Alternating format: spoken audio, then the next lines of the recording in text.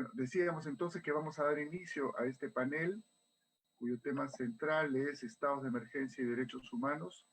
Tenemos 4 ponencias, 3 de académicos peruanos, una de Colombia. Vamos a tomar 20 minutos para cada presentación, trataremos de ser estrictos. Yo les indicaré a los 5 minutos a través de la pantalla y si es necesario oralmente, y a los 3 minutos, ¿sí? Y luego al final de su tiempo. La señorita Jenny Tobar tiene la palabra, por favor, puede prender su micro. Buenos Adelante. días, ¿se escucha? Se escucha muy bien, adelante, por favor. Muchas gracias. Bueno, muchas gracias, Eduardo. Muy buenos días con todos. Mi nombre es Jenny Tobar Vergara. Soy egresada de la Facultad de Derecho y Ciencias Políticas de la Universidad Nacional de San Cristóbal de Huamanga. La verdad es que me siento privilegiada de poder participar en este panel dirigido a tratar sobre los estados de emergencia y los derechos humanos. La presentación que voy a realizar a continuación se condensa en poder analizar si es que el Estado peruano ha actuado durante esta crisis sanitaria como verdadero garante de los derechos humanos y respetando los principios constitucionales y los estándares internacionales establecidos o a los cuales se encuentra adscrito el Perú, ¿no? Y bajo las condiciones vitales que son la democracia y el Estado de Derecho. Dicho sea de paso, esta presentación es parte de un texto a publicarse en unos días de un libro denominado Narrando la Pandemia, Memorias de las Juventudes desde Ayacucho, que es un texto que condensa muchos artículos, ensayos, cuentos y poemas, cuyos autores son los mismos estudiantes sancristobalinos. En ese interín, lo que voy a estructurar mi presentación van a ser en 3 puntos fundamentales. La primera va a ser en esta mirada al estado de emergencia, señalando o analizando las medidas adoptadas por el Estado peruano en esta situación de crisis. Segundo, vamos a hablar sobre este balance entre democracia y derechos humanos en el contexto del COVID-19. Y finalmente, unas reflexiones a título personal sobre lo que viene a ser todo este panorama que voy a esbozar. Primeramente, sabemos muy bien que a partir de las 00 horas del 16 de marzo del presente año surgieron una serie de cambios con efectos multidimensionales. Esto a partir de la publicación del Decreto Supremo 044-2020, el cual declara estado de emergencia nacional por las graves circunstancias que afectaban la vida de toda una nación, ¿no? Esto a causa del brote del COVID-19. Asimismo, se estableció políticas de diverso espectro, como por ejemplo cuarentena, toque de queda, inamovilidad social obligatoria, ¿no? Haciéndose famosa la frase "yo me quedo en casa", que posteriormente voy a hablar sobre el trasfondo verdadero de esta frase. Ahora, por esta situación excepcional también vimos que el Estado transfirió más recursos al Ministerio de Salud para hacer frente a la emergencia sanitaria. Trabajó de la mano con el Ministerio de Desarrollo e Inclusión Social para las ayudas humanitarias a las poblaciones que estaban en pobreza y pobreza extrema, también a los trabajadores independientes. Asimismo, transfirió 200 millones de soles a municipios. ¿Esto para qué? Para poder apoyar a la población vulnerable.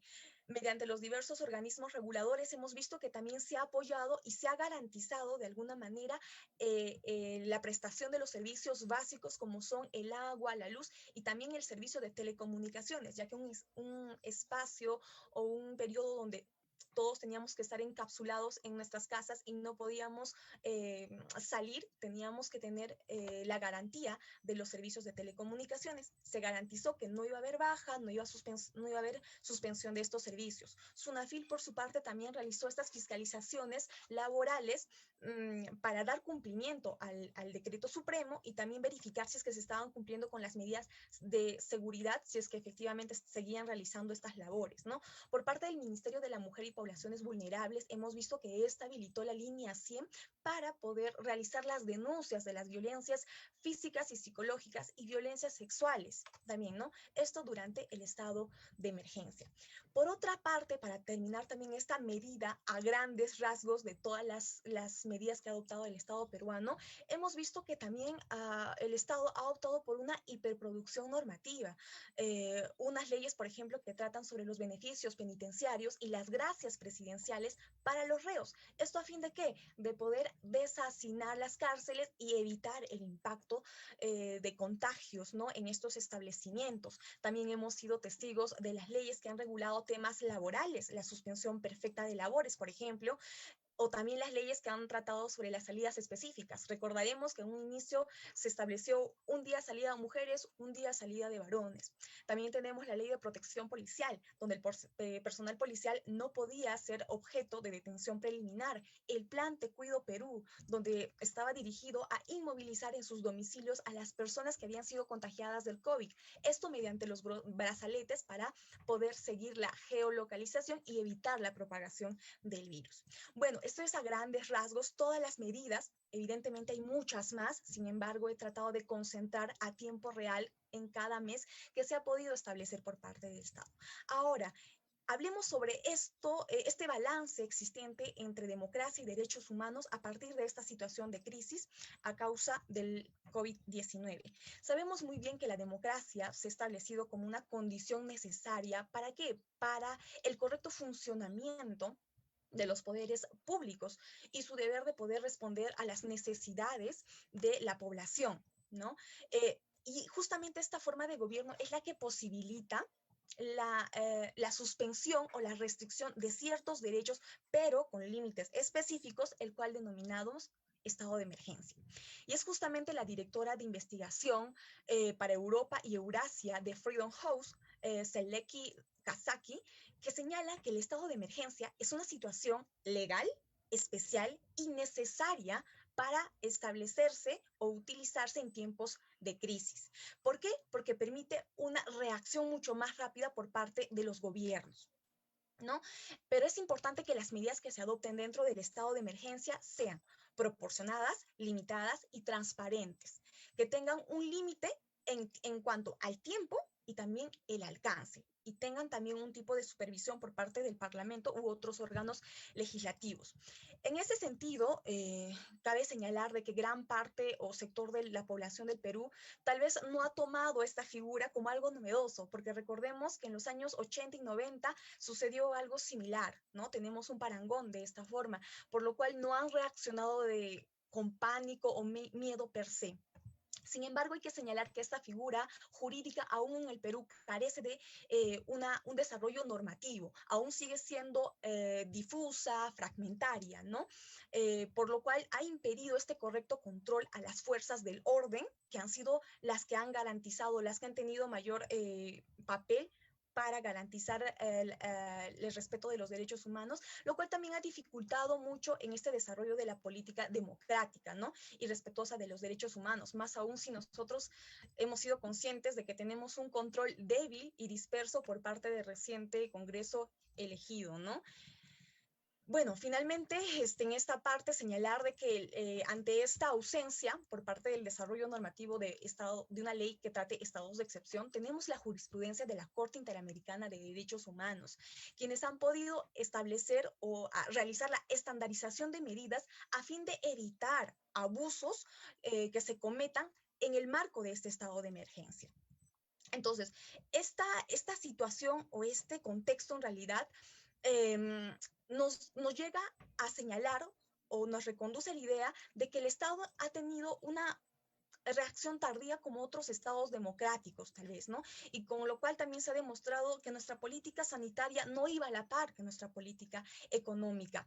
Si bien es cierto, el virus no ha discriminado al momento de infectar, sin embargo, sus efectos por supuesto que lo hicieron, ¿no? Donde se ha visto esta lógica de identificar vulnerabilidades con esta situación, debilidades ya preexistentes, generando nuevas debilidades o nuevas vulnerabilidades, ¿no? Ocasionando de que los derechos humanos sean las verdaderas víctimas en esta pandemia.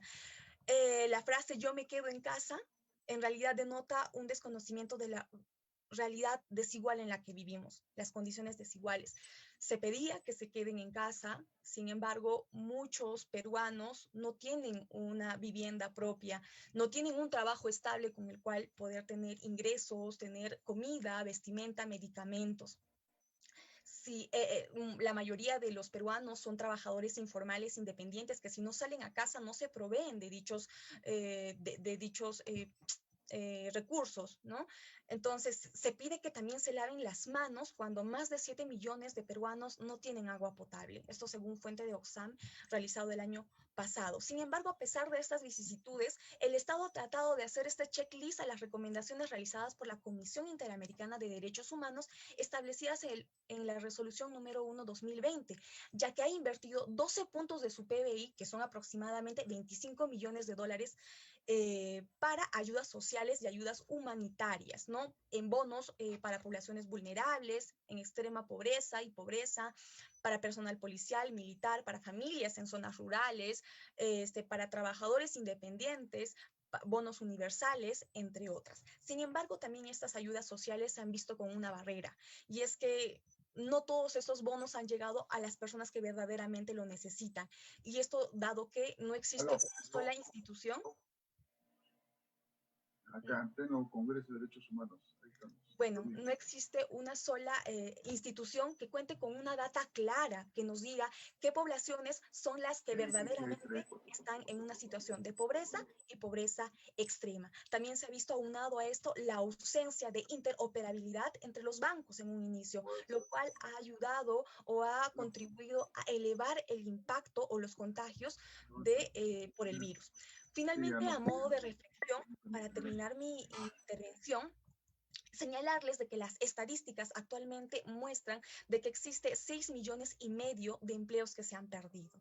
La situación se agrava si es que pensamos en esta población que se encuentra o estas personas que se encuentran en situación de movilidad en nuestro país. Me refiero a los migrantes y refugiados, ¿no? Que rondan casi el millón, las cuales la mayoría de ellos son venezolanos e incluso viven en casas alquiladas. No nos cabe duda que en la actualidad muchos de ellos están siendo víctimas o tal vez están sufriendo desalojos forzados por no tener cómo hacer frente al pago mensual de los inmuebles arrendados.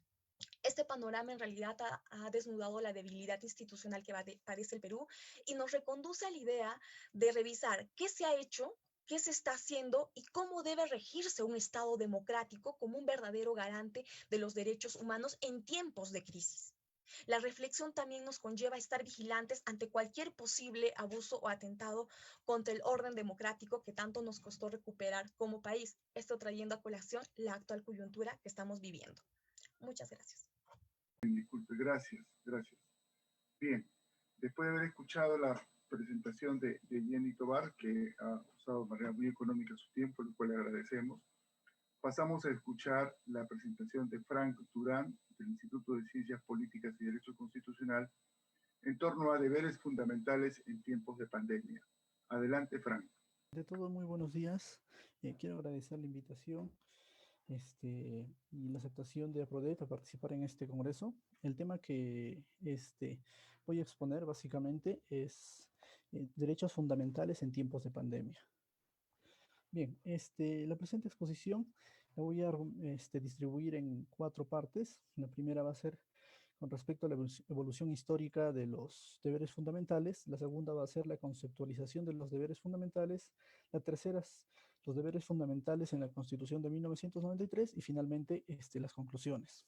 Para comenzar, quisiera hacer una breve analogía con respecto a los deberes fundamentales, ¿no? Como bien sabemos, los deberes fundamentales no tienen muy buena acogida por parte de, de las personas, incluso del mismo derecho, puesto que son obligaciones que tienen tanto el Estado como las personas. Entonces, ello hace que no sean bien acogidos. Podemos relacionar quizás a los deberes fundamentales con relación al tema de la, el mal sabor, ¿no? El mal sabor, por ejemplo, que genera ello, ¿no? Por ejemplo, en los gustos, ¿no? El dulce, el salado, los deberes fundamentales lo relacionan, por ejemplo, al mal sabor. ¿Y por qué digo esto? Porque básicamente muchas personas no aceptan ello, ¿no? Que haya deberes fundamentales, incluso el cumplimiento de los mismos. Entonces, en un estudio realizado en el año 2000, los neurocientíficos descubrieron una enzima, la T2R, que demuestra que el sabor amargo, por ejemplo, es necesario en el cuerpo del ser humano, ¿no? ¿Por qué? Porque ello ayuda a que se equilibre, por ejemplo, la salud. Es decir, que tanto el sabor dulce como el sabor amargo son sabores necesarios para el cuerpo humano. Entonces, la relación que yo hago, por ejemplo, entre el sabor amargo y los deberes fundamentales, básicamente es porque, así como el sabor amargo es necesario, por ejemplo, en el cuerpo, en determinadas proporciones, de la misma forma también los deberes fundamentales en un Estado de Derecho son necesarios para el establecimiento y la continuidad de este Estado de Derecho constitucional. Caso contrario, no funciona, ¿no? Como debiera ser. Entonces, es importante ello. Entonces, para partir de los deberes fundamentales, haré una breve reseña de lo que ha sido históricamente los deberes fundamentales. Primero, se tiene que, en la primera etapa, se podría decir de la historia, en la época antigua hasta la época medieval, los deberes fundamentales han sido este, analizados, o se podría decir, se han valorado en mayor medida los deberes fundamentales que los derechos. Si nosotros recordamos, uno de los primeros deberes fundamentales que existía en la historia es el deber fundamental al respeto al rey, el deber fundamental al respeto, por ejemplo, a, en este caso, al señor feudal y a la iglesia. Entonces, no existían los derechos. Es decir, si nosotros, por ejemplo, nos ponemos a analizar, tenemos una balanza, estos son los derechos y estos son los deberes, la historia nos ha demostrado que los deberes y los derechos nunca han estado en un equilibrio. Es decir, siempre los deberes han estado este, pesando más que los derechos o en algunas otras oportunidades los derechos más que los deberes. Y lo que se quiere es que ambos puedan equilibrarse de la misma forma. Entonces, dentro de la historia, este primer hecho ha sido trascendental. Luego de ello, aparece la Revolución Francesa y la Revolución Americana, en cuyo momento se cambia, se podría decir ello, ¿no? ¿Por qué? Porque ingresan los derechos de primera generación. Y en estos derechos de primera generación, ¿qué sucede? Que se cambia, se podría decir, el deber de obediencia al rey por el deber de obediencia a la ley, el legiscentrismo que se conoce, ¿no? Entonces, esto básicamente ha hecho que ya no los deberes estén pesando más que los derechos, sino que los derechos pesen más que los deberes. Entonces, ahí se podría decir había cierto exceso en uno sobre el otro. Una tercera etapa es la Revolución Rusa y la Revolución Mexicana, ¿no? Aquí, por ejemplo, se promueven, por ejemplo, los derechos económicos, sociales y culturales, ¿no? Y en esta etapa sucede que estos deberes generan lo que hoy se conoce, por ejemplo, las garantías de acción, ¿no? Por ejemplo, que los derechos fundamentales ya no sean meros derechos, sino que se materialicen. Entonces, esta etapa es importante porque los deberes fundamentales comienzan a tener una mayor importancia, y se podría decir hasta un giro copernicano, con respecto a cómo estos deberes fundamentales se habían estado aceptando. Bien, luego de esta etapa aparece la época, se podría decir, la Segunda Guerra Mundial, con la ascensión del nazismo al poder, ¿no? En esta etapa, por ejemplo, se tiene que los deberes fundamentales comienzan a decaer. ¿Por qué? Porque el gobierno de Hitler impone determinados derechos, pero de obediencia a determinada persona, en este caso al Führer, ¿no? Entonces los deberes fundamentales giran en torno, por ejemplo, al deber, por ejemplo, de cumplir con lo que ordena, por ejemplo, el Estado. Entonces, no es la persona el centro, por ejemplo, de los derechos, sino el Estado es el centro de estos derechos. Finalmente, la cuarta etapa, perdón, la quinta etapa con respecto a las cartas internacionales, ¿no? Con la caída, por ejemplo, del nazismo y la Segunda Guerra Mundial, comienzan a salir nuevos deberes fundamentales. Por ejemplo, en 1948, en la Declaración Universal de los Derechos Humanos, se tiene que, esta declaración no desarrolla propiamente dicho los deberes fundamentales como se quisiera, ¿no? Sin embargo, en la Convención Americana de Derechos Humanos, aquí sí, por ejemplo, encontramos en su artículo 32 que ya se comienzan a desarrollar lo que vienen a ser los deberes fundamentales, ¿no? Por ejemplo, el deber, por ejemplo, a la familia, el deber con la comunidad y el deber con la humanidad. Entonces, aquí se dan unos esbozos mucho más profundos de lo que vienen a ser los deberes. Ahora, eh, en la Declaración Americana, por ejemplo, de los derechos del hombre y los deberes del hombre, aquí, por ejemplo, sí se desarrolla hasta cierto punto determinados derechos cívicos, ¿no? Como la seguridad social, la participación de las personas dentro de la sociedad de forma consciente. Entonces, hasta aquí, por ejemplo, se ve más o menos cierto avance de los deberes fundamentales, pero que hasta el momento no se ha logrado un equilibrio entre derechos y deberes fundamentales. Ahora, con respecto al segundo punto, la conceptualización, por ejemplo, de los deberes fundamentales, el doctor Peces Barba, él propone una conceptualización básica de los deberes fundamentales que también comparto, ¿no?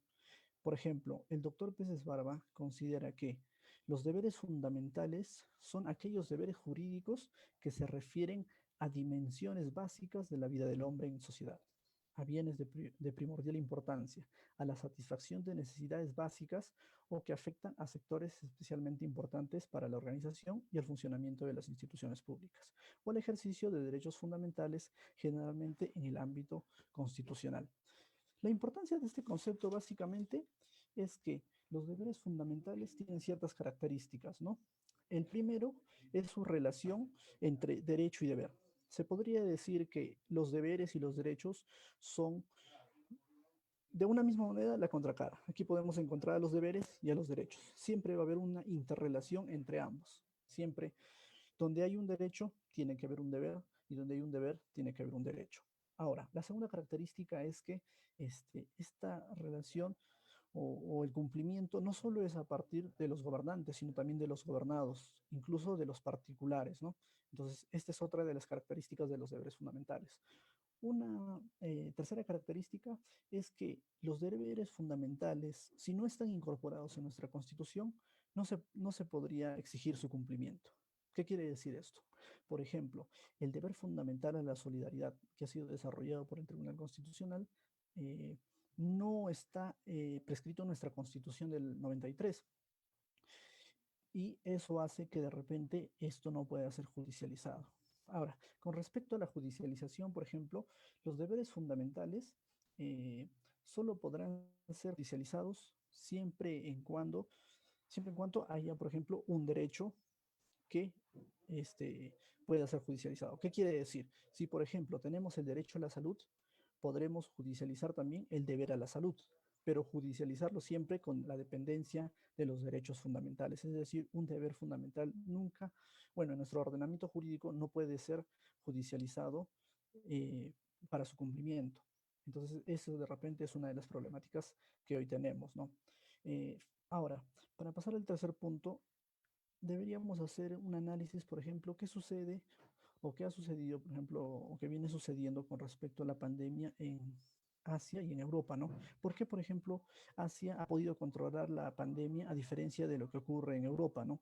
Y básicamente, en un análisis de un filósofo surcoreano, eh, el filósofo menciona que la diferencia entre Europa y Asia ha sido que Asia ha debido se podría decir, su limitación, su límite a la pandemia por el deber al deber cívico, ¿no? Los deberes cívicos, por ejemplo, que los asiáticos cumplen a diferencia de los europeos. Y eso ha sido básicamente algo importante en esta sociedad para poder contrarrestar la pandemia.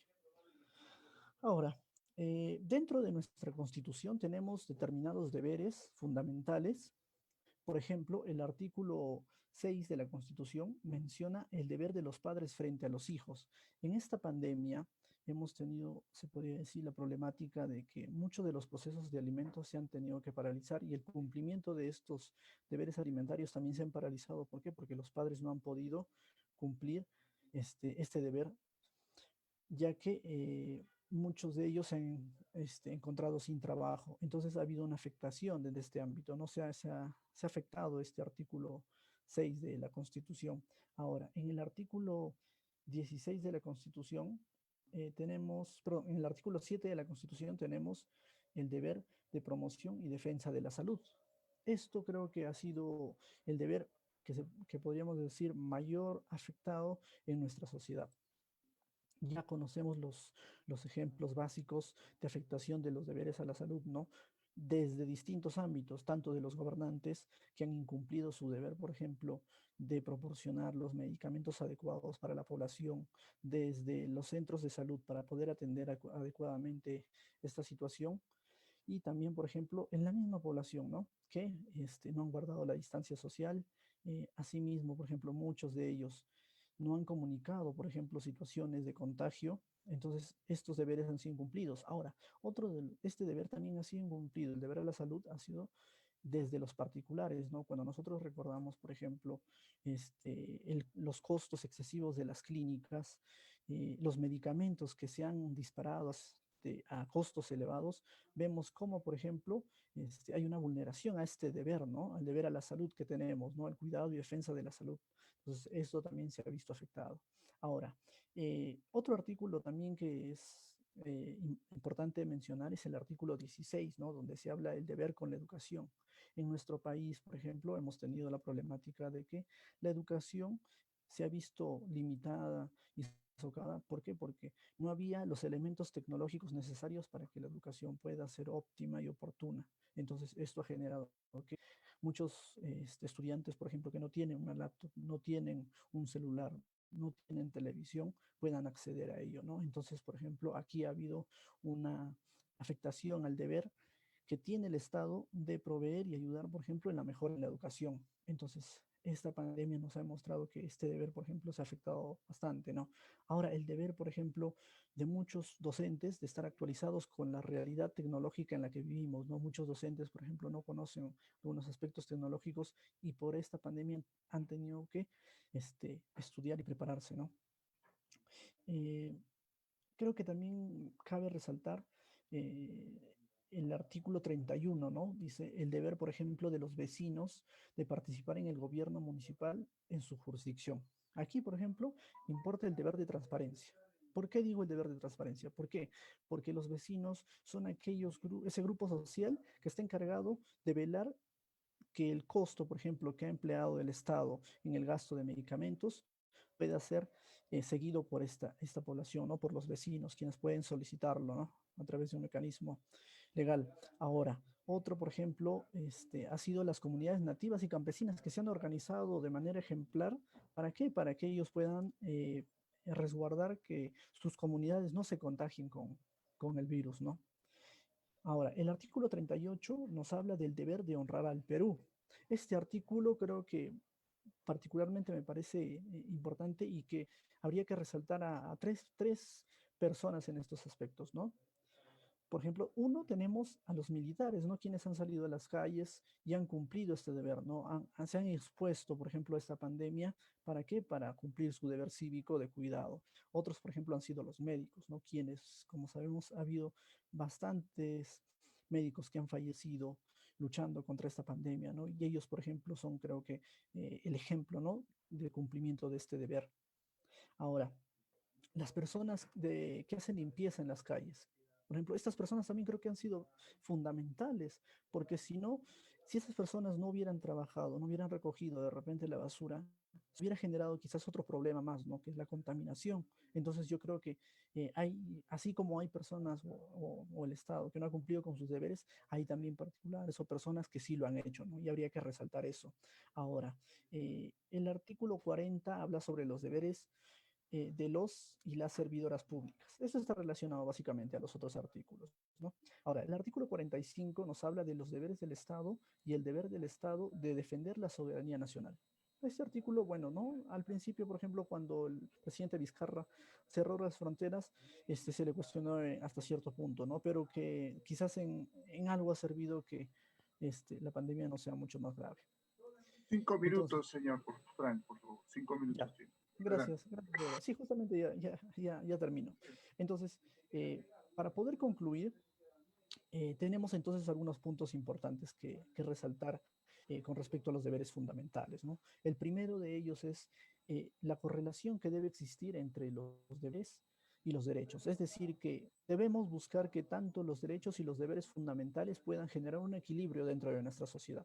Este equilibrio hace que no primen simplemente los deberes o no primen simplemente los derechos, sino que este equilibrio haga que se dé el cumplimiento, por ejemplo, tanto de los derechos como de los deberes. Ahora, creo que necesitamos una educación cívica. Eso es una necesidad básica, ¿no?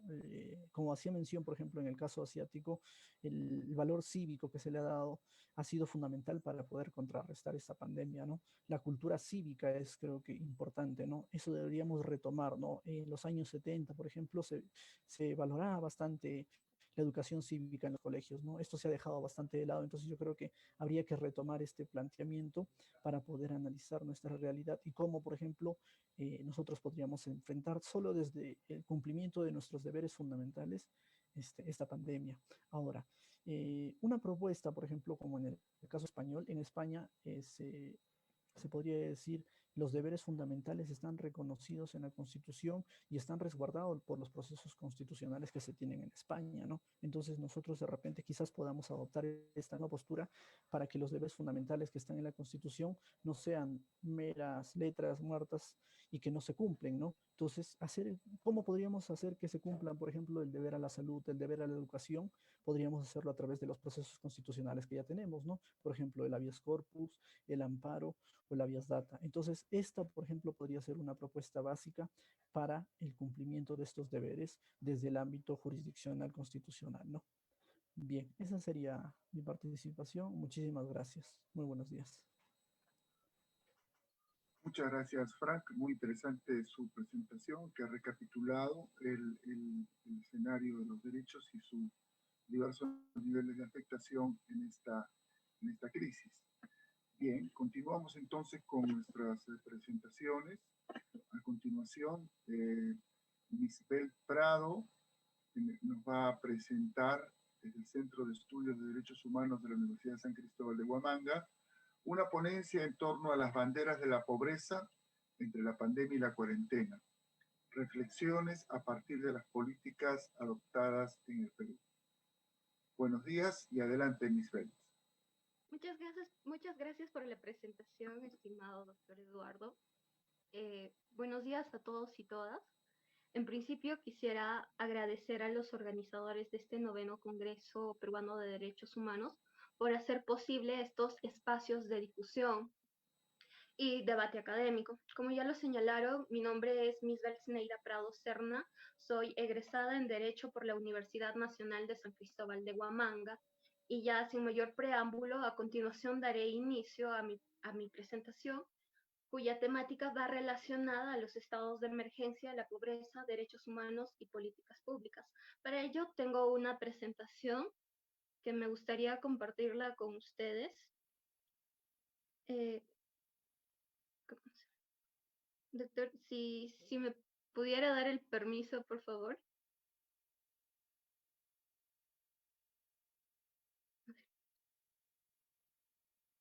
¿Se observa mi presentación, doctora? A ver si me avisa, por favor. Sí, está en pantalla. Contexto anterior a la pandemia en pobreza. Reflexiones de las medidas adoptadas por el gobierno peruano. Está en pantalla. Adelante. Gracias. Bien, bien. Con la finalidad de presentar mi ponencia ahora, he estructurado mi presentación en 4 momentos. En primer lugar, me referiré sobre el contexto peruano anterior a la pandemia. En segundo lugar, abordaré sobre el contexto del Perú durante la pandemia. En un tercer momento, hablaré sobre las banderas de la pobreza que se han visibilizado en esta pandemia y la solidaridad. Y finalmente, abordaré unas reflexiones finales y para concluir presentaré algunas sugerencias que podrían ser aplicadas en nuestro país como medidas de acción afirmativa. Ello a fin de afrontar el contexto post-pandemia y las futuras crisis. En ese sentido, pasaré a desarrollar el primer punto. Bien, el contexto peruano anterior a la pandemia. Para nadie es ajeno que esta pandemia originada por la COVID-19 ha causado grandes estragos a nivel mundial, repercutiendo sobremanera en los países latinoamericanos, entre ellos el Perú, en donde la situación se ha agudizado por el contexto de crisis anterior a la pandemia, originadas por la pobreza, la corrupción y los constantes enfrentamientos entre el Ejecutivo y el Legislativo. Bien, en primer lugar, veamos la pobreza y la pobreza extrema. Como ya lo señalaba anteriormente, en el Perú la pandemia nos encuentra en medio de otra crisis, causada por la pobreza y la pobreza extrema. Al respecto, según el Instituto Nacional de Estadísticas e Informática, para el año 2019, la tasa de pobreza del país se ubicó en un 20.2%, lo que involucra a un aproximado de 6.564.093 personas, quienes no pueden cubrir el costo de la canasta básica, compuesta por alimentos, bienes y servicios. De esta canasta, pues, ¿no? Se encuentra valorizada en 352 soles mensuales. Por su parte, la pobreza extrema se situó en un 2.9%, que equivale a 942.370 personas aproximadamente, cuyo gasto per cápita mensual no cubre el costo de la canasta básica de alimentos, compuesta únicamente por alimentos, ya que es de 187 soles. Pero lo más alarmante de todo esto es que esta población en situación de pobreza y pobreza extrema viene siendo largamente excluida. Y muchos de ellos son víctimas del conflicto armado interno vivido en nuestro país y a la fecha aún no han recibido las reparaciones dignas que les corresponden. Y lo que es peor, permanecen en el olvido y son inexistentes ante los ojos del Estado. Bueno, como segundo punto tenemos a la corrupción.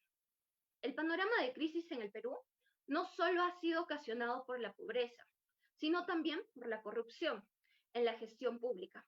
Y según el último índice de percepción de la corrupción practicado por Transparencia Internacional, el Perú se encuentra en el puesto 101 con 36 puntos, lo que nos ubica cerca al tercio inferior compuesto por los países más corruptos a nivel mundial. Y pues todos estos actos de corrupción se hicieron más evidentes con las investigaciones en los casos Lava Jato, ¿no? Por las denuncias relacionadas a Odebrecht y todo ello.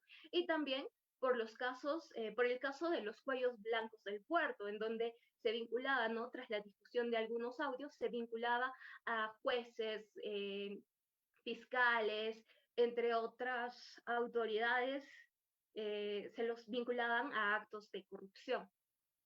Como tercer punto, tenemos a la crisis política. Pues la pandemia también nos ha encontrado en medio de una crisis política ocasionada por los constantes enfrentamientos entre el Ejecutivo y el Parlamento. Hemos atravesado por numerosos intentos de vacancia.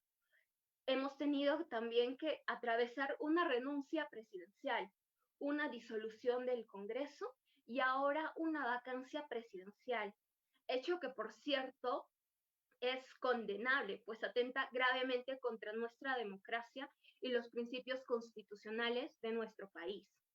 Es en este contexto lamentable en el que nos encuentra la pandemia causada por la COVID-19, con un débil sistema democrático con constantes crisis políticas, un deficiente sistema de salud en un país empobrecido por la corrupción. A continuación pasaré a abordar el segundo punto de mi exposición, que ya se trata, ¿no?, del Perú en el contexto de pandemia. Con fecha 6 de marzo de 2020, se registró el primer caso de COVID-19 en el Perú. Ante ello, y con la declaración de la pandemia por la Organización Mundial de Salud, el 15 de marzo se declaró el estado de emergencia nacional, que es una figura constitucional prevista en el artículo 137, numeral 1 de nuestra Constitución Política. Y ya para esa fecha, es decir, para el 15 de marzo, ya se registraban un total de 71 contagios y seguido de ello, pues se han ido implementando una serie de medidas en el sector salud, económico, social, educativo, justicia, entre otros. Todo ello para poder combatir la pandemia.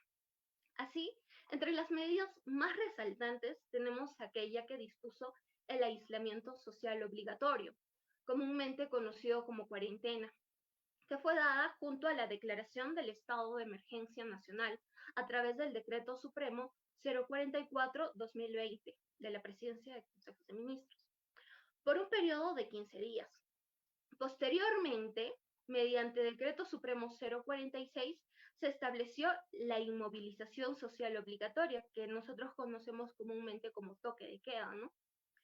Ya, estas medidas fueron prorrogándose hasta en 5 oportunidades, debido al incremento de casos en el país.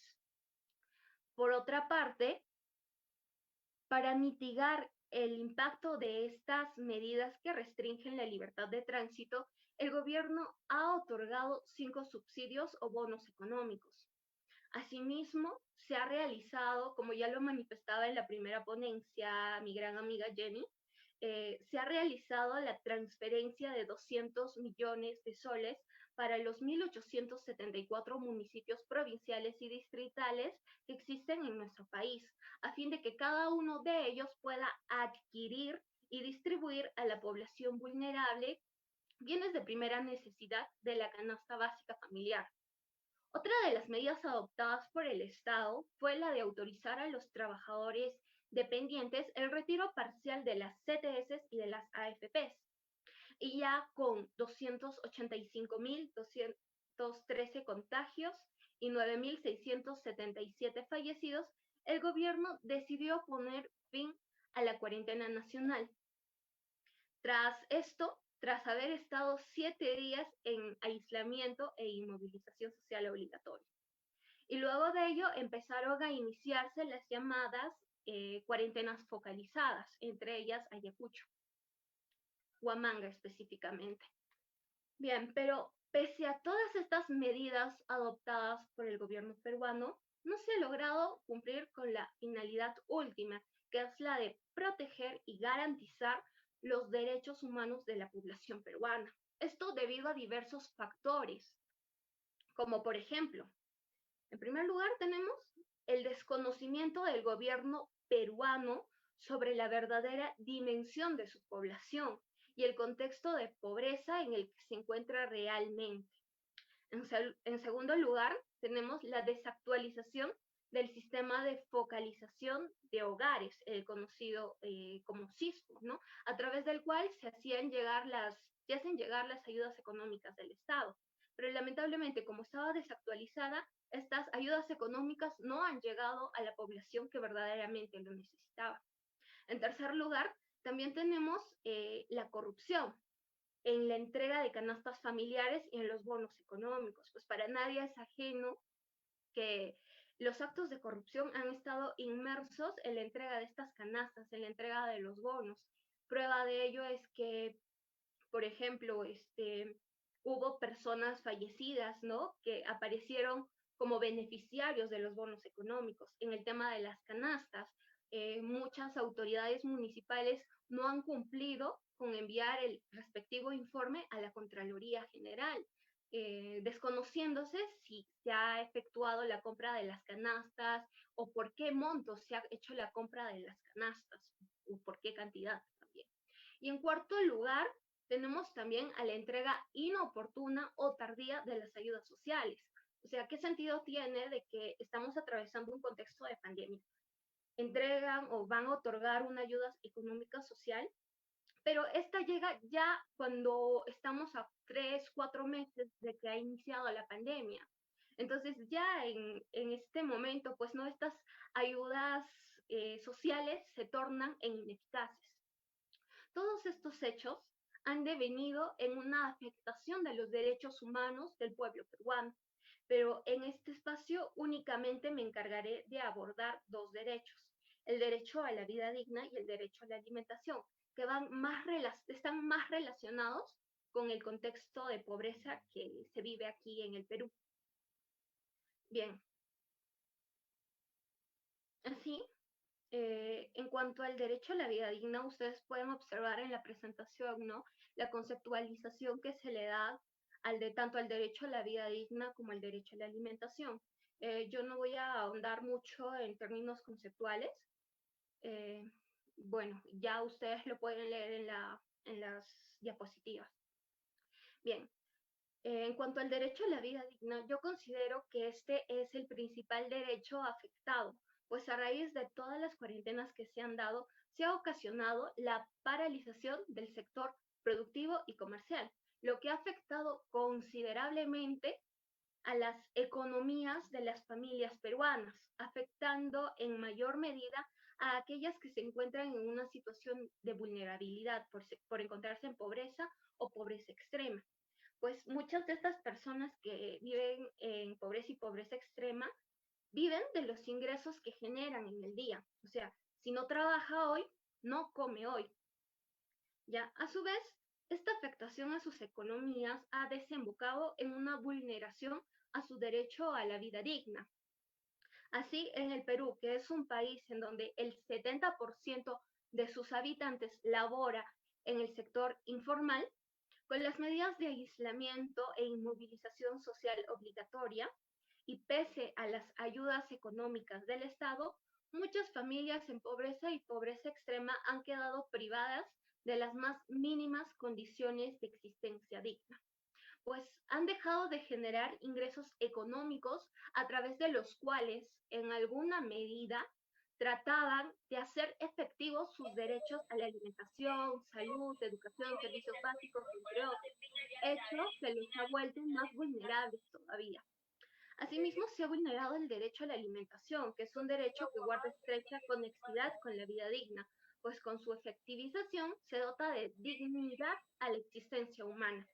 En cuanto a este derecho, como lo detallamos anteriormente, el gobierno peruano ha adoptado una serie de medidas para proteger y garantizar su efectividad en el contexto de pandemia. Sin embargo, estas medidas se han tornado en ineficaces debido a diversos factores ya explicados. Y como prueba de ello es que tras la primera semana de cuarentena en el Perú, comenzaron a visibilizarse las banderas blancas colgadas en algunas viviendas a lo largo del país. Hecho social 5 minutos, pues, por favor, 5 minutos. ok, doctor, ya termino. Que pasó a hecho social que paso a desarrollar, ¿no? A continuación. Bien, como les señalaba, producto de la pandemia, muchas familias peruanas se vieron en la necesidad de izar banderas blancas en las fachadas de sus viviendas. Estas banderas eran un símbolo de auxilio y, bueno, ¿no? Se expresaban también como una manera de protesta comunitaria frente a la crisis alimentaria y económica que estaban atravesando los hogares vulnerables. Y ante este pedido de auxilio, pues diversas personas de la sociedad civil, las Fuerzas Armadas y policiales se hicieron presentes para acudir con su propio peculio a los hogares más humildes que se encontraban en un estado de necesidad. Asimismo, otra de las prácticas que se ha venido difundiendo en la sociedad peruana ha sido la preparación de las ollas comunes y también las colectas solidarias, ¿no? Que se usaban para crear o instalar plantas de oxígeno a lo largo de nuestro país. En este sentido, la solidaridad y el esfuerzo mancomunado que han desempeñado los peruanos se ha convertido en la salvación de muchos, convirtiéndose así en un arma fundamental para poder hacerle frente a la pandemia. Bien, como reflexiones finales, debo de señalarles de que, sin lugar a dudas, la pandemia generada por la COVID-19 va a permitir que nuestro país pueda replantearse nuevas formas de organización que apunten al bienestar general y al desarrollo sostenible del país. En este sentido, el principal desafío que se tendrá que afrontar es la de mejorar la capacidad de respuesta del Estado peruano, y bueno, ¿no? Previendo en todo momento que estas respuestas no afecten ni atenten contra los derechos humanos, la dignidad humana, el Estado social y democrático de derecho. Asimismo, desde la perspectiva de los derechos humanos, es necesario destacar que estas respuestas deben de otorgar mayor prioridad a las poblaciones que han sido largamente excluidas, a las poblaciones vulnerables, ¿no? A fin de que a través de la inclusión éstas puedan lograr una igualdad material en la sociedad. Para contribuir con lo anteriormente expuesto, a continuación esbozaré una serie de recomendaciones que en conjunto con un colega colombiano, mi amigo Jonathan Medina Giraldo, hemos planteado en una investigación que próximamente será publicada en una revista mexicana. Bien, considero pertinente traer a colación estas propuestas porque pues puede ser viable para mitigar el impacto de estas crisis en nuestro país.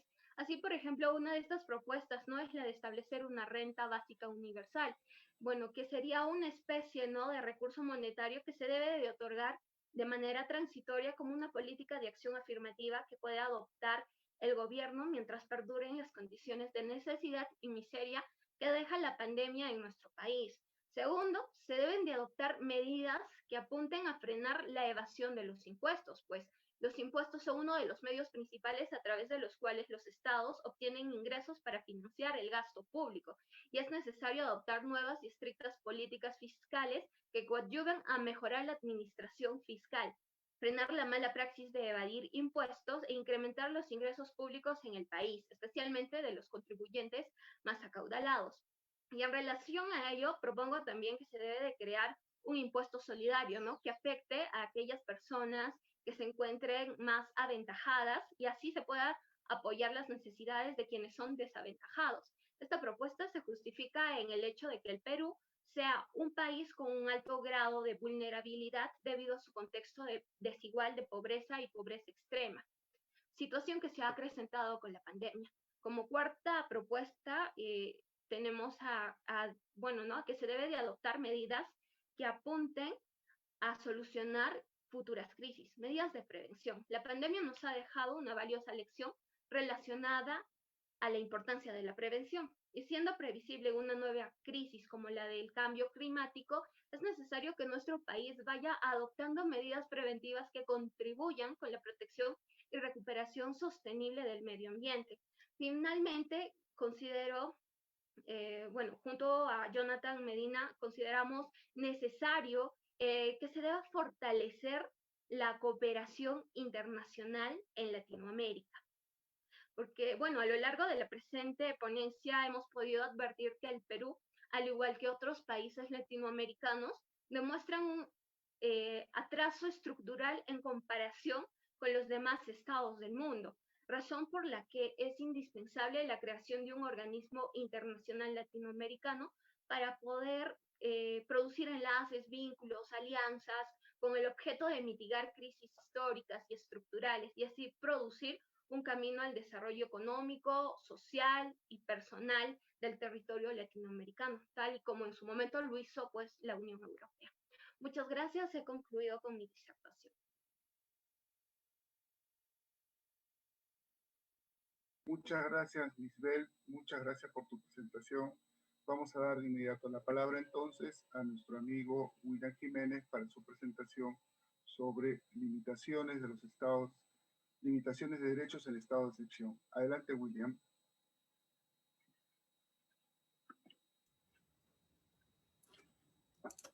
Muchas gracias. Muy buenas tardes a todas y a todos, especialmente a Eduardo Antonio y a todo el equipo organizador de este importante evento.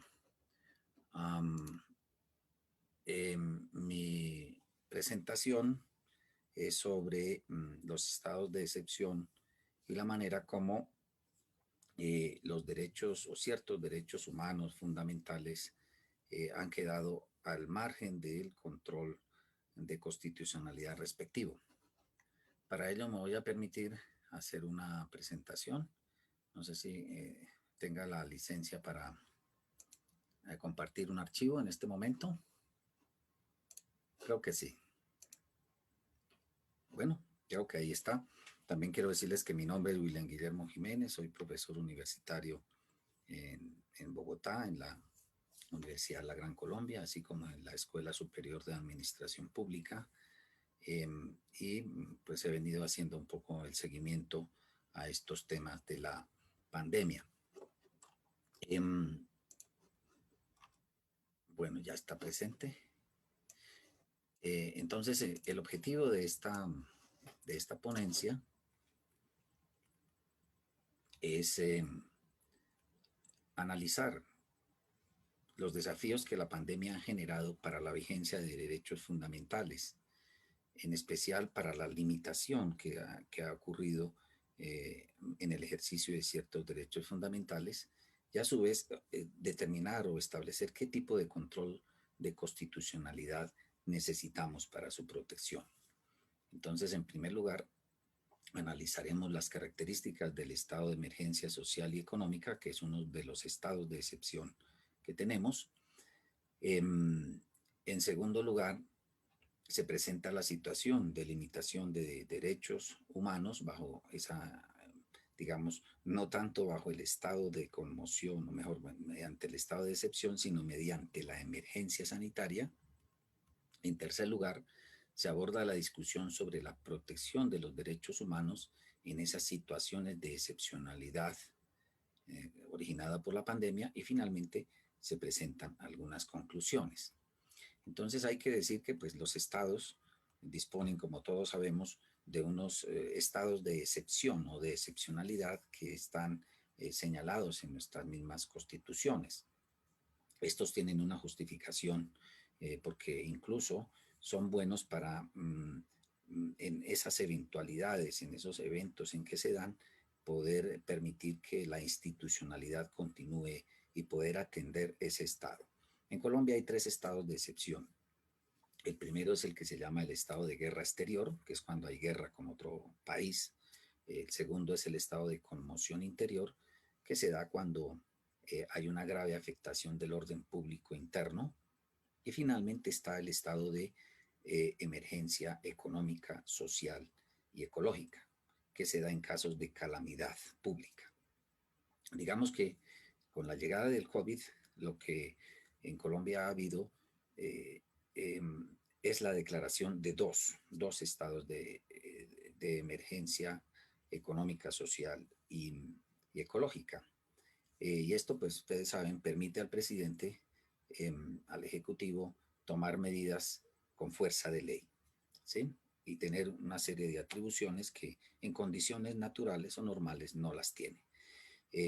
Entonces, se declararon 2 estados de excepción en Colombia, y la Constitución contempla que el presidente tiene unos controles para que no abuse de ese poder. Colombia tiene un pasado, como todos nosotros, países latinoamericanos, de abuso del poder. Antes de la Constitución nuestra, que es del 91, el presidente se abusó mucho del ejercicio del poder a través de los llamados estados de sitio. Y esto pues obviamente generaba la vulneración, la violación, la limitación de muchos derechos. Entonces, llegado el momento, la Asamblea Nacional Constituyente del 91 quiso que se pusieran unos límites muy concretos. Entonces, por ejemplo, en el caso de estas declaratorias de estados de excepción, hay un control automático directo de constitucionalidad por parte de la Corte Constitucional. Es decir, al día siguiente de expedidos esas medidas, esos decretos, el presidente tiene que enviarlas a la revisión de la Corte Constitucional, y la Corte declarará si están ajustados o no al texto constitucional, a nuestra Carta de Derechos. Ese es un control muy importante que antes no existía. También el Congreso ejerce un control político. Si el Congreso no estuviera reunido, hay que convocarlo, o él se reunirá inmediatamente para que ejerza el control político sobre esas medidas que ha tomado el gobierno y realice el juicio político respectivo, ¿sí? Que puede ir desde, digamos, el presidente tiene que enviar informes, los ministros pueden ser llamados a atender debates, y en todo caso habría una ventana posible de un eventual juicio político al presidente por haberse equivocado, digamos, en una declaratoria que no tendría la necesidad. En el caso del control constitucional, la Corte Constitucional colombiana ha elaborado ya digamos, una doctrina ya establecida para revisar, ya sea unos juicios de constitucionalidad para verificar, en primer lugar, el cumplimiento de unos requisitos formales que están ahí en la Constitución y en la ley estatutaria de estados de excepción. Una vez verificados esas formalidades, esos requisitos, empieza a revisar el presupuesto fáctico de todos esos decretos legislativos, el juicio de realidad, un juicio de identidad, un juicio de sobreviniencia.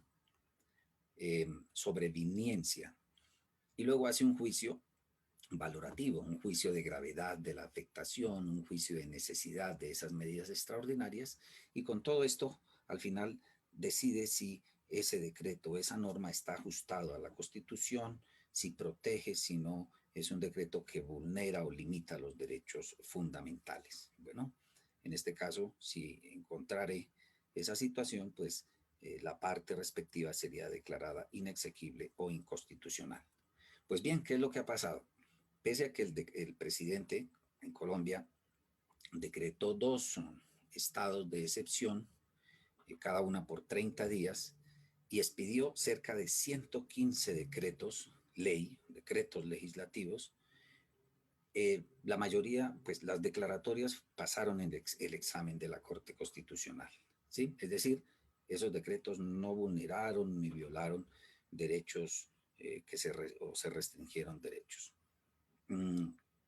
Y esos 115 decretos legislativos, pues también la mayoría han pasado el examen de la Corte Constitucional, aunque hay todavía algunos que están siendo revisados. Sin embargo, ha quedado un sabor amargo porque nosotros, los ciudadanos de a pie, la ciudadanía ha sido confinada, ¿sí?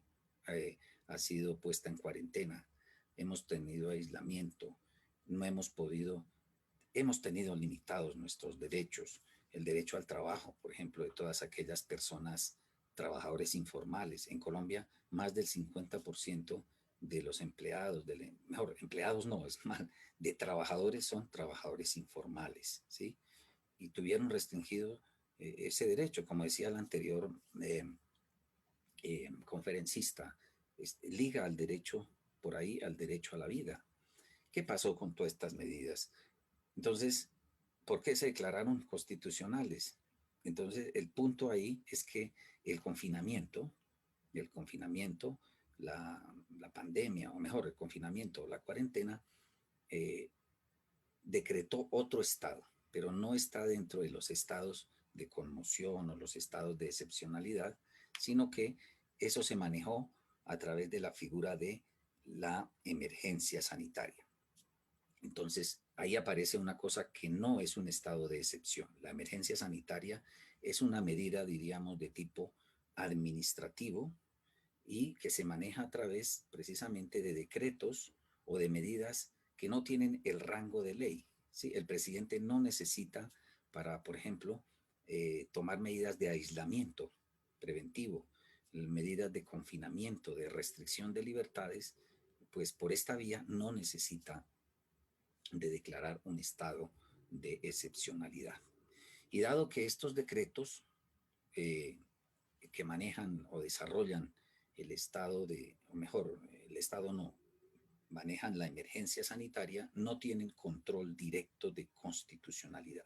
Es decir, nos hemos quedado con una gran cantidad de decretos y medidas expedidas que han limitado los derechos, pero que no pueden ser, por su naturaleza, digamos, no pueden ser conocidos o no han sido analizados por la Corte Constitucional, porque no son decretos ley expedidos con base en las facultades de los estados de excepción. Entonces, apenas la OMS declaró el 11 de marzo que el COVID era una pandemia, al día siguiente el Ministerio de Salud de Colombia, a través de una resolución, fíjese, una simple resolución, declaró la emergencia sanitaria. Y con base en esa emergencia sanitaria es que el presidente sacó toda una serie de decretos administrativos, decretos ejecutivos, reglamentarios, para establecer el confinamiento, la cuarentena, el aislamiento, etcétera, para restringir todo este tipo de libertades. Entonces, con base en esas diferentes declaratorias de emergencia sanitaria, han sido 3. Actualmente tenemos la emergencia sanitaria hasta el 30 de noviembre. ¿Sí? El presidente ha expedido estos decretos que están aquí en rojo. El 22 de marzo fue el primero. Ese fue el que decretó el aislamiento preventivo obligatorio, estableció la prohibición de salir de la casa, de las actividades, salvo en 35 excepciones. y luego le siguieron y lo fueron prolongando, ¿no? Cada uno de estos decretos duraba aproximadamente 20 días o un mes. Eh, es decir, tenemos 12 decretos, el último está vigente hasta el 1 de diciembre de 2020, ¿sí? Que va prorrogando ese aislamiento en algo, digamos, como desde julio hacia acá se relajó, ¿no? Se abrió un poco, pero no hay una libertad total ni absoluta. Entonces, a esos decretos del presidente hay que sumarle todas esas medidas que adoptan los alcaldes y los gobernadores, ¿sí? Que son autoridades territoriales y que tienen también en sus territorios facultades de manejo del orden público. Entonces, por ejemplo, dependía de la ciudad, ¿no? Por ejemplo, en Bogotá se habló del pico y cédula. Es decir, dependiendo del último dígito de tu documento de identidad, podía salir un día sí, otro día no. O en otras ciudades se impuso el pico y género. Un día salían los hombres, otro día salían las mujeres. Eh, Estos alcaldes y estos gobernadores también expidieron normas, por ejemplo, para restringir o confinar localidades, sitios, regiones, la prohibición de salir incluso de algunos municipios. Algunos ayuntamientos quedaron totalmente aislados, no se podía ni entrar. Si alguien tenía la mamá o un familiar, el papá, un hermano, pues tenía que pedir un permiso especial y a veces te lo negaban, no podías ingresar a esos municipios. Y, en fin, todo esto pues ha generado el hecho que efectivamente se hayan limitado los derechos en Colombia. Derechos a la libre circulación, derecho al trabajo, derecho al acceso a la justicia, porque no teníamos acceso a los juzgados, ¿sí? Porque esto todo se cerró. Poco a poco hemos implementado, obviamente, medidas para la justicia digital. En fin, todo esto pues quedó, digamos, el presidente con una gran cantidad de atribuciones y entonces, eh, digamos que las cuarentenas implican el confinamiento de las personas en sus hogares y esto implica pues obviamente la restricción de derechos y al parecer el derecho constitucional y la manera de control de constitucionalidad no estaba preparado para asumir eso. Entonces, la emergencia sanitaria no figura como una causal explícita de declaración de estado de excepción. Eso por un lado. Y por el otro, pues tampoco tenemos, diríamos, un control, una forma de control directo, automático sobre esas medidas de la emergencia sanitaria. Como ya les dije, un decreto de estos tiene que demandarlo un ciudadano. No es un control automático, alguien tiene que demandarlo, ya no ante la Corte, sino ante el Consejo de Estado. Y digamos, no tiene un procedimiento especial, se puede demorar. Estas medidas, como vemos, son de un mes y es probable que cuando salga la decisión, pues ya esa norma haya sido derogada por una nueva, entonces sería inútil. Este malestar por esa falta de control automático, directo sobre estas medidas que desarrollaron el confinamiento, la cuarentena, pues fueron manifestadas por los magistrados de la Corte Constitucional cuando analizaron los decretos eso sí, de la declaratoria de estado de emergencia social y económica. Pero obviamente quedaron como con las manos atadas, porque desde el punto de vista constitucional, esos decretos de la emergencia sanitaria, al no ser decretos de excepcionalidad, pues no tienen control automático, son decretos, diríamos, normales. William, Así lo 5 manifestaron. minutos, por favor, 5 minutos, sí. ¿Cómo no? Gracias. Entonces, una de las propuestas allí de los magistrados que salvaron el voto era que la Corte Constitucional debió asumir la competencia para realizar ese control automático sobre esos decretos ordinarios o administrativos. Así lo manifestó en las dos sentencias que revisaron las dos declaratorias de estado de excepcionalidad. Por su parte, en septiembre de este año se reunió la conferencia Iberoamericana de Justicia Constitucional, que agrupa todas las cortes, salas, tribunales constitucionales de Iberoamérica, y señalaron precisamente se preocuparon o llamaron a su conferencia Democracia y Derechos Humanos en Estados de Excepción. Y allí se tomaron, pues digamos, se destacan algunos puntos. En primer lugar, los efectos de la pandemia presionan hacia la protección de derechos humanos debido al aumento de la pobreza, el desempleo y la desigualdad en la región. Es decir, necesitamos protegerlos más porque hay estas situaciones que se agravan. Otra, si bien los estados de excepción consagrados han tratado de mantener vigente el respeto de los derechos humanos y el orden democrático, han aumentado las potestades del Ejecutivo, lo cual no es adecuado para mantener el equilibrio de poderes y el ejercicio de las libertades. Han primado siempre razones de la salud pública en el manejo de la crisis. En algunos países, el Ejecutivo no empleó estados de excepción, que tienen un control directo de constitucionalidad, sino reglas constitucionales transitorias o legislación corriente que queda al margen del control de constitucionalidad. En fin, entonces se concluyó diciendo que todas esas medidas gubernamentales para enfrentar la pandemia han implicado restricciones a determinados derechos fundamentales de los ciudadanos y que las Cortes Constitucionales no pueden estar ajenas a eso. Entonces, en conclusión, para el caso de Colombia, una cosa es el estado de emergencia económica, social y ecológica, y otra cosa es la declaratoria de emergencia sanitaria, ¿no? Que es otra cosa. El manejo de la pandemia ha llevado como consecuencia la limitación y restricción de importantes derechos como la libertad de circulación, el derecho al trabajo, a la recreación, a la educación, entre otros. Disposiciones que no han sido sujetas a control alguno. Se requiere un nuevo significado desde el derecho constitucional para ejercer el control sobre este tipo de derechos. Entonces, hay dos vías, se proponen dos vías. Una vía jurisprudencial, es decir, que la Corte Constitucional aboque el conocimiento de esos decretos que, aunque no son formalmente leyes, tienen materialmente la categoría de ley porque limitan, porque restringen derechos fundamentales. Esta sería la vía jurisprudencial, que sería la más rápida.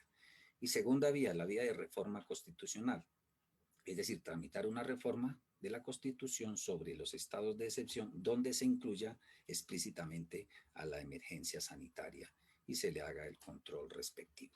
Eso diría, digamos, sería el resumen de mi intervención, y nuevamente les envío un saludo a todas y a todos, esperando, bueno, si hay alguna observación, alguna pregunta, estaré atento a atenderlas. Muchas gracias. Muchas gracias, William. Muchas gracias a las y los ponentes. Creo que las ponencias presentadas se iluminan, se retroalimentan mutuamente y dan cuenta de la complejidad de la situación de los derechos en este contexto de crisis y de pandemia. Pero en particular, además, creo que varias de ellas, no todas, llaman la atención sobre que la emergencia llegó para quedarse.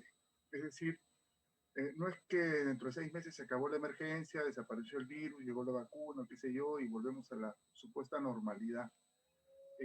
Creo que los regímenes de emergencia, de excepción que se están configurando en nuestros países con sus distintas peculiaridades y componentes van a continuar siendo, porque además son funcionales, no solo al manejo de la epidemia, son funcionales a todo el régimen de dominación que está bastante cuestionado de una u otra manera en nuestros países, ¿no? En fin, yo creo que es un tema que va a quedar ya en nuestra agenda de ahora en adelante, ¿no? Vamos a pasar, tenemos ya aproximadamente unos 20 minutos para culminar con esta mesa. No hemos recibido preguntas específicas, al menos no he visto hace unos par de minutos, hace 5 minutos no hemos recibido preguntas específicas a través del YouTube. Entonces lo que plantearíamos es que cada ponente tenga unos 5 minutos para un poco redondear su idea, quizás algo que se le quedó, ¿no? Entonces hasta un plazo de 5 minutos para completar, redondear su idea. Y sobre todo yo sugeriría como pregunta compartida a nuestros ponentes, ¿en dónde pondrían el acento en términos del activismo en derechos humanos, ¿no? O sea, en dónde poner la prioridad en términos de la vigilancia, del reclamo o de la elaboración de propuestas de políticas públicas, ¿no? O sea, pediría entonces que en la segunda intervención, en lo posible, nos plantee algunas propuestas para seguir avanzando, seguir trabajando en nuestra perspectiva de fortalecimiento de los derechos en el contexto de la crisis y de la pandemia como tal, ¿no? Bien, entonces con esta precisión le damos la palabra durante 5 minutos a Jenny Tobar para escuchar sus comentarios finales. Adelante, Jenny. Ok. Muchas gracias, estimado doctor Eduardo. Bueno, en realidad me gustaría también complementar. Mi presentación estuvo más que nada ceñido a todo lo que ha acontecido a lo largo de estos meses de cuarentena en nuestro país. Algo que quería complementar y que tal vez no lo había dicho, ya complementando o aunando también a la pregunta del moderador en esta sección, me gustaría hablar mucho sobre este tema de las poblaciones vulnerables referido a las poblaciones indígenas, ¿no? En realidad hemos visto que la reactivación económica actualmente es necesaria por tener varias deficiencias, varias limitaciones, ¿no? Estaba señalando de que 6,5 millones de empleos se han perdido. Tenemos personas que están percibiendo ingresos bastante bajos, lo cual no le permiten tal vez tener la misma calidad de vida que tenían antes de esta crisis sanitaria. Entonces, por lo cual es necesario que nosotros estemos vigilantes ante la protección de los derechos humanos de los pueblos indígenas, ya que hemos visto que el sector acudido para esta reactivación económica es el sector minero, donde se ejecuta en estos lugares que pertenecen a comunidades campesinas, comunidades indígenas. El Estado lo que ha tratado de hacer el Ejecutivo en un periodo ha sido establecer esta consulta previa virtual, ¿no? Con los líderes indígenas, lo cual en realidad en su debido momento para mí me pareció una impertinencia cultural, ya que sabemos muy bien que muchos de los líderes indígenas no llegan a manejar este tipo de aparatos tecnológicos. Entonces, con lo cual yo no sé, tal vez recomendaría a que el Estado pueda ejercer propuestas que permitan la integración o permitan la mayor participación de estos líderes indígenas con mejores medidas, ¿no? Que permitan una pertinencia cultural, ¿no? Que permitan también este traspaso de información garantizado por parte de los líderes indígenas. Asimismo, quería complementar un poco también con el tema de el libro que estábamos promocionando nosotros como parte del Círculo de Estudios José María Arguedas, que trata más o menos de responder este tipo de cuestiones, ¿no? Las cuestiones derivadas a qué está haciendo el gobierno a consecuencia de esta crisis sanitaria, cuál es nuestro rol como sociedad frente a esta crisis, ¿no? Todo esto concentrado en diversas reflexiones a partir de la formación, de la experiencia de cada uno de los estudiantes que pertenecen a la San Cristóbal de Huamanga, como también a otras universidades. Entonces, dentro de esta también hacemos alusión a estas políticas públicas que están más que nada, creo que la realidad nos conduce a señalar que las políticas públicas tienen que estar destinadas a la educación, a la formación, a la educación, porque en realidad creo que varias de las situaciones o la coyuntura actual que nos encontramos o nos encontramos sumergidos, en realidad se necesita mucho de la información, de la preparación, del voto informado, ¿no? Entonces la educación para mí me parece primordial, por lo cual el Estado debería de aunar esfuerzos, debería de reconducir toda su energía para poder optar con una educación de calidad que permita tal vez mejorar en cuanto a nuestros representantes en el Estado, ¿no? Y también con esto mejorar estas políticas públicas. Bueno, eso sería en cuanto podría complementar a la presentación que realicé, estimado Eduardo. Gracias. Muchas gracias, Jenny. Muchas gracias. Muy precisas tus aportes finales. Sí, pasamos entonces a la siguiente intervención durante 5 minutos también de nuestro amigo Frank Durán. Adelante, Frank. Ya, sí, gracias. Bien, yo creo que básicamente, este, los deberes fundamentales, como hice mención en mi primera intervención, tienen que estar enfocados con respecto a una visión de la educación distinta, ¿no? ¿Por qué digo ello? Porque nuestro modelo de repente de atención de los deberes fundamentales se ha enfocado quizás más a buscar los derechos fundamentales que de repente el cumplimiento de los deberes. Los deberes, como hice hincapié en mi primera intervención, han sido, se podría decir, el patito feo dentro del derecho constitucional y de los derechos fundamentales. No se acude a los deberes fundamentales de manera común, por ejemplo, en los justiciables, solo a los derechos fundamentales. Quizás si nosotros de repente cambiamos este enfoque, tendríamos una visión muy distinta de lo que vienen a ser los deberes fundamentales, como los maneja, por ejemplo, países como Asia, ¿no? Porque en aquellos países tienen una política en el que, por ejemplo, determinados deberes no son una limitación, por ejemplo, a derechos como la libertad. Más por el contrario, quienes ejercen mejores sus deberes tendrán una mejor capacidad y posibilidad de que ejerzan mayor capacidad de libertad. Este filósofo, por ejemplo, surcoreano, menciona que aparentemente en Europa se tienen las mayores libertades, pero que en realidad estas libertades no son lo que se ve, pues, ¿no? ¿Por qué? Porque no hay libertad, por ejemplo, cuando a ti te obligan a hacer algo, como por ejemplo usar mascarilla, el no salir a las calles, el guardar la distancia. No hay libertad porque en realidad eso debería estar dentro de nuestra formación como si fueran deberes.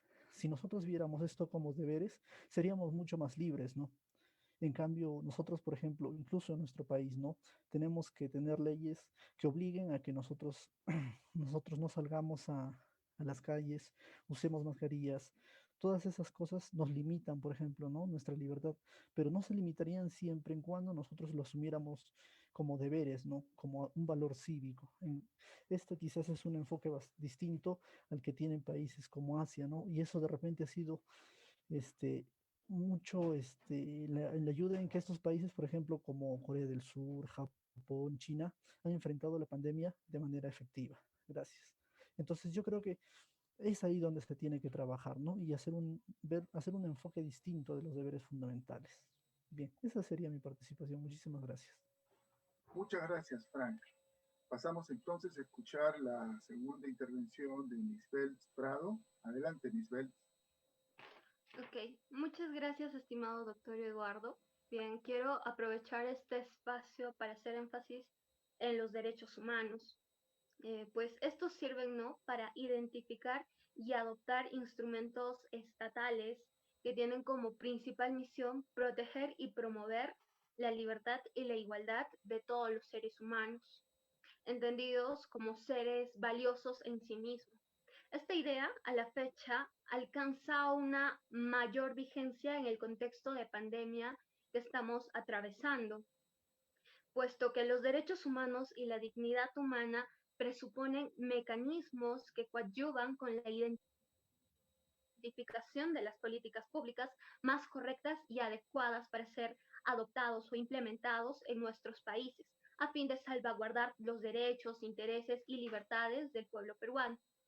En este sentido, es necesario señalar que toda medida adoptada por los estados para hacerle frente a cualquier crisis que podamos atravesar debe tener un enfoque basado en el respeto de la dignidad humana y los derechos humanos de todos los habitantes, sobre todo de aquellos ¿no? Grupos que se encuentran en un estado de vulnerabilidad, lo que conlleva además que las actuaciones del Estado vaya en consonancia con las obligaciones internacionales que han adquirido tras ratificar los tratados en materia de derechos humanos. Y bueno, en cuanto a la segunda pregunta que nos hacían, ¿no? Referido a cuál era el rol que desempeñaba la población civil o los ciudadanos en este tipo de contextos y para la aprobación de las políticas públicas, yo señalaría de que, bueno, no, yo en mi exposición hablaba sobre 5 propuestas, hacía 5 propuestas. Entonces, por ejemplo, estaba el tema de las rentas universales, estaba el tema de los impuestos solidarios. Entonces, nosotros como ciudadanos lo que podríamos hacer es ejercer nuestro derecho a la iniciativa previsto en la Constitución. Y de esta manera podríamos presentar proyectos de ley para que puedan ser aprobados en el Parlamento, ¿no? Por ejemplo, podría yo tal vez presentar un proyecto de ley, ¿no? Apuntando a la aprobación de una renta básica universal o a la aprobación de un impuesto solidario. Básicamente eso, estimado doctor. Muchas gracias.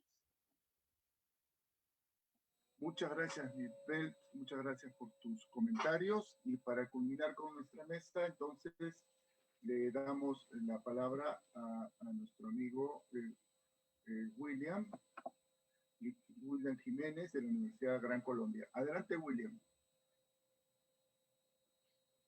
Bueno, pues yo quisiera señalar algunas cositas allí con relación al tema de las pandemias y de los virus y de nuevas pandemias que pueden venir. Hoy incluso ya estamos hablando de que el virus ha mutado y en ese sentido no sabremos qué vaya a pasar con las vacunas que muy rimbombantemente se han lanzado. Puede ser que no sean ya efectivas. Es una nueva realidad, de verdad. Entonces tenemos que mirar eso. El derecho constitucional también tiene que considerar eso. Creíamos que estábamos en el siglo XXI, que eso era de las pandemias, era cosa de la Edad Media, que era cosa del pasado, pero miren, ahí estamos. Entonces, eso hay que incluir el tema de las pandemias en el tema del control, porque eso va a llevar a la intervención de los poderes públicos, en este caso del Ejecutivo, y va a limitar derechos. Entonces, a eso hay que, digamos, ponerle coto, encuadrar eso dentro de los sistemas de control. En segundo lugar, sobre el tema de los desafíos, en temas de toma de decisiones, de políticas públicas, pues hay varios temas ahí. El tema de asegurar la conectividad digital. ¿Qué quiere decir esto? Que haya Internet, acceso de Internet para todos y para todas, en la medida de lo posible. El derecho a Internet como un derecho fundamental hoy en día es algo que es difícil de negar. Obviamente hay muchas restricciones por las mismas empresas que prestan los servicios, el negocio de Internet, etcétera. Pero hay que llegar a eso, porque es la única manera de mantenernos de alguna manera conectados y de continuar siendo productivos. Puede ser que de esto salgamos, ¿no? Y vamos como a mezclar las cosas, ¿no? La presencialidad con digamos, con lo que llaman la virtualidad, aunque en realidad no es virtualidad, sino más bien el trabajo a distancia. El otro punto es el acceso digamos, a una renta básica. Los mayores afectados aquí han sido la población que no es empleada, es decir, que no devenga un salario, sino que tiene que salir a ganarse el sustento, es decir, la informalidad. ¿Cómo hacemos para que toda esa población tenga unas condiciones dignas? ¿Cómo les aseguramos una renta que les permita vivir? Digamos, yo soy privilegiado porque yo tengo un salario, yo vivo, puedo trabajar desde mi casa, me puedo quedar aquí cómodamente, puedo tomar vino de vez en cuando, hasta una copita de whisky, pero pienso mucho en eso. Las personas que tienen que salir, tienen que arriesgar su vida porque no tienen otra opción. Entonces ahí hay que trabajar fuertemente y el consenso entre todos, porque todos hemos perdido. Entonces hay que ceder, ¿sí? El arrendador, el arrendatario, el trabajador, el empleado, todos ceder, porque ya hemos todos perdido, no sigamos perdiendo, tratemos de ganar entre todos, pongamos nuestro granito de arena y asumamos también nuestras responsabilidades, como lo dijo Frank, nuestros deberes como personas y ciudadanos. Muchas gracias. Muchas gracias, William. Muchas gracias a todas y todos los participantes en este panel. Creo que ha sido muy rico el intercambio en torno a cómo nuestros derechos fundamentales están afectados en este contexto de pandemia. Con eso estamos culminando este panel. Pues, sin más, y deseándoles un buen apetito y un buen almuerzo, nos continuamos reuniendo a las 2 de la tarde. Muy buenas tardes, una vez más. Muchas gracias a nuestros panelistas y muchas gracias a las personas que nos han seguido a través de la transmisión en el Facebook en vivo. Hasta la tarde.